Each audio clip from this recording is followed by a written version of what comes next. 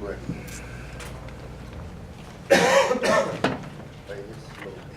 Here. Stephen Keebler has been a member of Wilmington Toastmasters, off and on, mostly on. The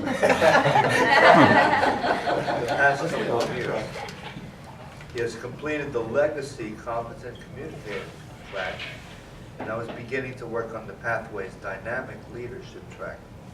Stephen is a meteorologist for the National Weather Service and loves all things weather, with the exception of hurricanes. More specifically, Hurricane Florence, which freaked him out. Stephen will be presenting his Icebreaker speech from Pathways Dynamic Leadership track. The speech is 4 to 6 minutes. Please welcome Stephen.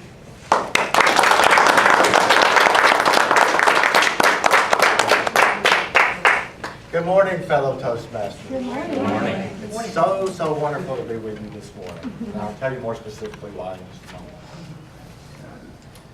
When I saw I was scheduled to speak last week, or this week, I said, there's no way in hell. Because as a meteorologist, I work rotating shifts, and this part of my rotation, I'm working 4 midnight shifts. And I said, I'm not speaking after staying up all night. I've come to a couple of meetings after working midnight shifts, but I'm always grumpy and tired and not really engaging. But I said, wait a minute, this is dynamic leadership.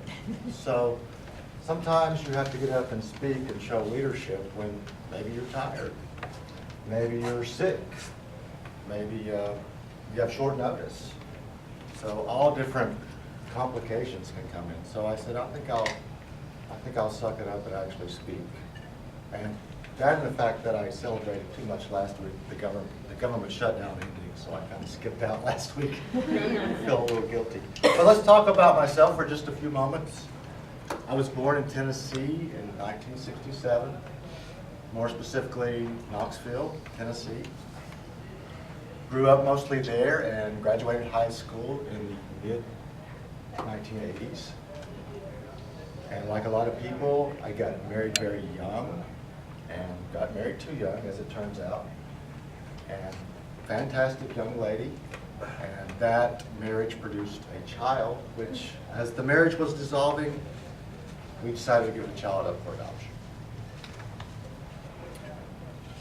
Has a very good ending, though. This child, a young man, about 6 years ago, decided to look us up and find his biological parents.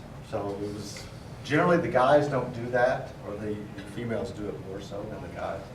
But now we're all connected, and we're all friends, and it has a very happy ending. And he's had a really good life, so I think we made a wise choice there. After that marriage ended, I wanted to do something for myself, so I went to college, and I graduated in the year 2000 with a degree in meteorology.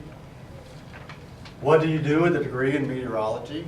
Go into TV maybe, or there's a lot of federal government jobs. So I opted for the latter and got into the National Weather Service in 2002. And that was up in Bismarck. You have to go, in the federal government, a lot of times you have to go off somewhere and then get your foot in the door and then kind of move back to where you want to. 2004, I did just that. Moving to Wilmington, and that's where I've obviously been ever since. During that time as well, I got remarried to my current wife, Donna, and we've been together since 2002.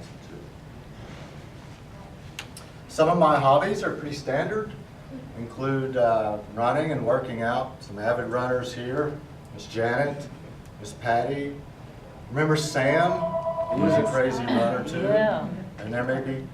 Who's the lady that is a psychiatrist, or she's she's from Boston.